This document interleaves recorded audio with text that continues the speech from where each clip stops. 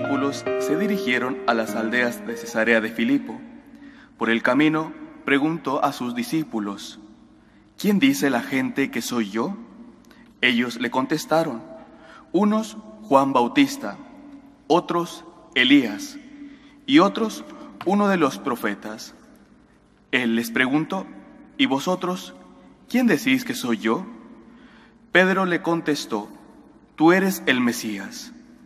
Él les prohibió terminantemente decírselo a nadie, y empezó a instruirlos: el Hijo del Hombre tiene que padecer mucho, tiene que ser condenado por los ancianos, sumos sacerdotes y escribas, ser ejecutado y resucitar a los 3 días.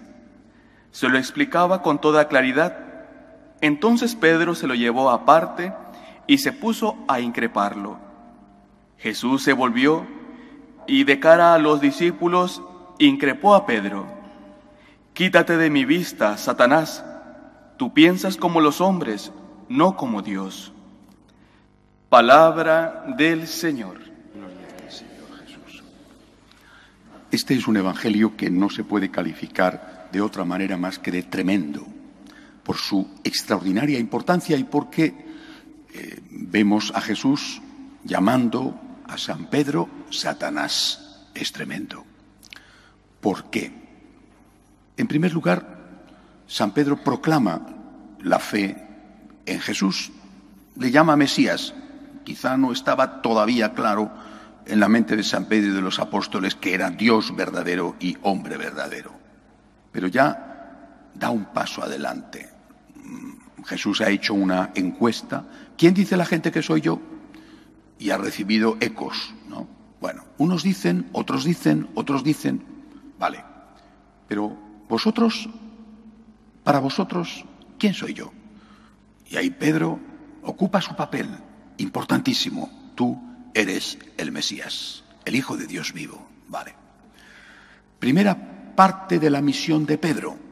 La primera parte de la misión de Pedro es, lo dirá Jesús después de la resurrección, confirmar en la fe.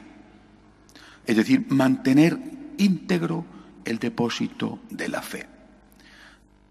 De ahí viene el gobierno. Para confirmar en la fe es necesario que tenga el gobierno, no al revés. La misión es confirmar en la fe, no gobernar. Gobernar es imprescindible si quieres confirmar en la fe, pero la misión es confirmar en la fe. El gobierno de la Iglesia Universal es necesario porque tiene la misión de confirmar en la fe, y para confirmar en la fe tendrá que decirle a uno: esto no lo estás haciendo bien o esto no lo estás enseñando bien. Confirmar en la fe en la divinidad de Jesús, la fe en la humanidad de Jesús, la fe. Pero si después se sale de eso, y aquí vemos a Jesús diciéndole: tú piensas como los hombres. Caramba. Es decir, si en algún momento el vicario de Cristo, San Pedro, es una escena con el primer vicario de Cristo, la que hoy narra el Evangelio, si en algún momento el vicario de Cristo piensa como los hombres, es decir, ya no confirma en la fe, sino que introduce elementos extraños a la fe dentro del depósito de la fe, desde ese momento Jesús le llama Satanás. Ya no estás confirmando en la fe, estás extraviando en la fe, estás deformando la fe y por tanto estás engañando a la gente que confía en que tú les estés enseñando correctamente, y esa gente, como eres el que tiene que confirmar y se supone que eres el vicario de Cristo, esa gente te sigue y al seguirte se extravía, porque ellos no tienen formación, no tienen cultura. Es el vicario de Cristo, es el sucesor de San Pedro. Lo que me diga está bien. ¿Cómo me va a engañar? Y entonces se extravía. Y ahí en donde, entonces, cuando enseñas como los hombres y no como Dios, entonces te conviertes, terrible la frase, tremenda, te conviertes en Satanás. Si esto no hubiera sido dicho por Cristo, no lo podríamos admitir. Pero ha sido dicho por Cristo y transmitido fielmente por los apóstoles, por los evangelistas. Fijaros bien que cuando este evangelio se escribe, Pedro es ya el sucesor de Cristo. Ya ha muerto y ha resucitado nuestro Señor, y la Iglesia existe pequeñita, pero creciente, y San Pedro es el líder de la Iglesia. Y sin embargo, el evangelista recuerda que, y se lo recuerda a los cristianos y al propio Pedro, recuerda que por encima de Cristo nadie. Nosotros, por el amor que le tenemos al Papa, un amor merecido, un amor debido, por el amor que le tenemos al Papa, hubiéramos querido quitar esto. En un momento dado, Cristo llamó a San Pedro Satanás.